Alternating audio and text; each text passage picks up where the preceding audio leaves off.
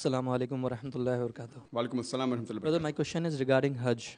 Can a person who has not yet performed Hajj do Hajj-e-Badal or not? What is Hajj-e-Badal? And the second question is posed by a non-Muslim regarding the rituals in the Hajj. When we throw stones, what is the relevance of that? And does in any way shaitan get affected by those stones or not? I mean, this was one of the things. And in that act, there are lots of people who die.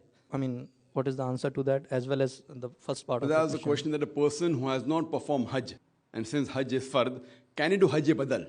First question. The second question is that when we stone the Jamaraat, does the devil get hurt, and don't people get killed? So what's the reason? As far as the first question is concerned, that can a person who has not done Hajj do Hajj-e-Badal? No, he cannot do. Hajj-e-Badal means doing Hajj on behalf of somebody else. Maybe the person is alive, he may be sick, he physically cannot perform all the rituals of Hajj. So surely he can say that here I'm giving you money. Just because I'm physically not fit, I'm asking somebody else to go. As far as the second part of the question is concerned, that when we stone the Jamaraat, does the devil get hurt? See, here we have to realize that when we stone the Jamaraat, it is not that physically we are causing a damage to the Satan. It is symbolic. That means we are against the devil. That is there, and we know that the devil always strives to take us on the wrong path. So when we are stoning the Jamaraat, we are actually symbolically agreeing that we are against the devil and we want to fight against him because he is an avowed enemy to us. As far as the last part is concerned, that while stoning the Jamaraat, many people die, etc. That's the reason the government is making facilities. The government is giving more facilities where people can stone and yet there may not be a stampede, etc. But if you analyze, brother, previously when people used to go for Hajj, maybe 50 years back, 100 years back, 200 years back, more people used to die as compared to today. Today, about 2.5 million perform Hajj every year, on average. 2.5 million people perform Hajj every year. Previously, it was less than 1 million. If you go back more, it was less than 100,000 people. Yet, when we went for Hajj, suppose living in India, we had to go by ship. It used to take months to do Hajj. Now, you can go for Hajj and come back even in 6 days' time. Minimum even less than that. On average, they take 2 weeks to 3 weeks, so that they want to go to Medina, etc. and stay in Makkah for a longer period. But the minimum requirement can be done in a few days. Previously, it used to take months. And whenever people used to go for Hajj, they used to meet their relatives, and there was an understanding, maybe we will not return back. Maybe. Chances.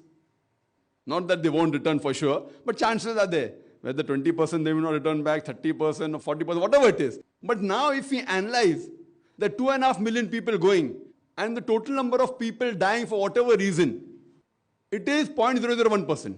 It will be less than 0.01%. So compared to before, now the facilities are much better. As far as the toilets are there, mashallah, it is very hygienic compared to before. But now, we don't want even a single person to die. So if any one person also dies for any reason because of overcrowding or stoning the Jamaraat, the government of Saudi Arabia is trying its best to curtail it down. And when non-Muslim experts, when they hear about the facility that the government is giving, they say it is impossible. Logically and scientifically, it's impossible that 2.5 million people are gathering together in Arafat, Mina, and performing the rituals without hundreds of thousands of people dying. They say it's impossible. Yet, alhamdulillah, we see that every year the Hajj is being performed. There have been occasions where there was some fire took place and few hundred people expired. There was a tunnel that caved in. But yet, if we see the percentage, it is very negligible.